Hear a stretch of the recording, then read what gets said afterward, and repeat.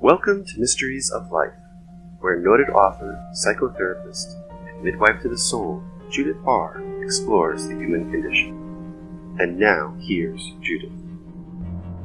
Our better angels and our worse angels. What now? Well, this is about the United States right now, especially as the U.S. nears its election day. It is also at the same time about every country, every person in our world. Many in the public sphere are, and have been, appealing to the better angels of our nature. They've also been encouraging us to appeal to our own better angels. To me, it seems that our better angels are urging people not to act out on the destructive impulses that are being enacted and reenacted in our country and our world in these times.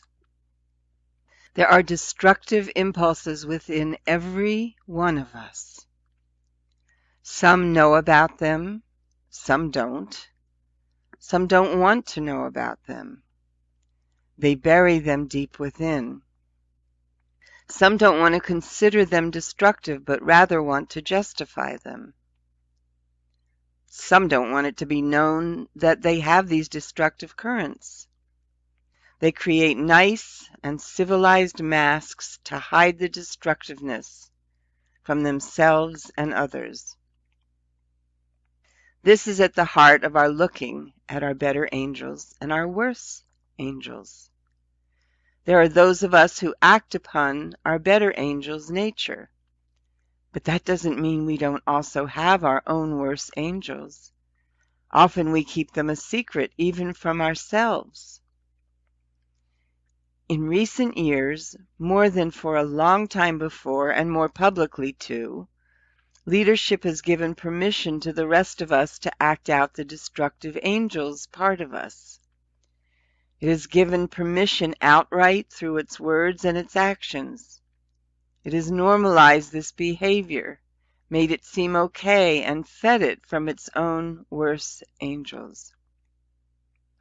And many people have taken that permission and have taken the free pass it offered them to act destructively and not take responsibility for it.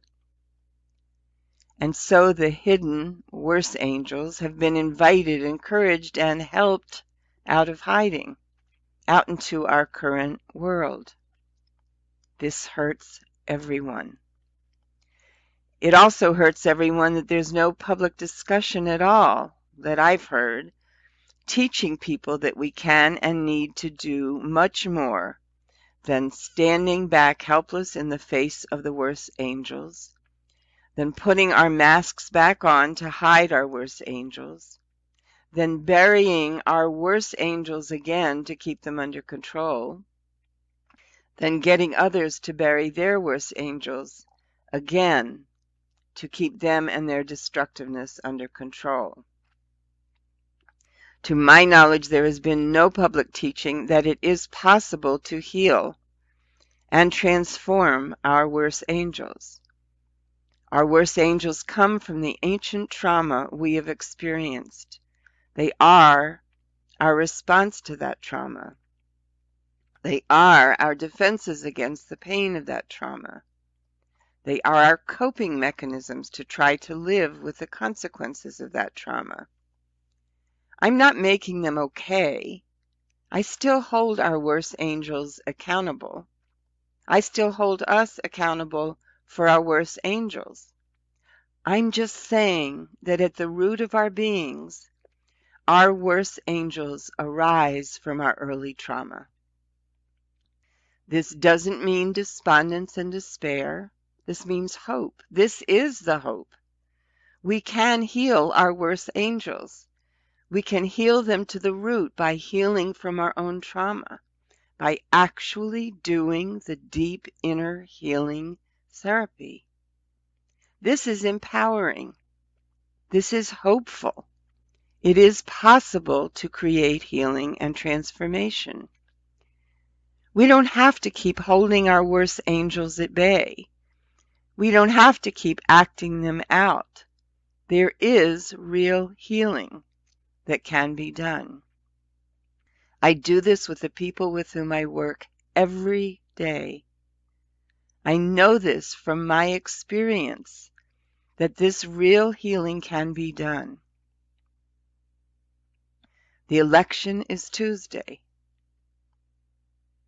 Tomorrow, whatever the outcome, we absolutely need to ask, now what?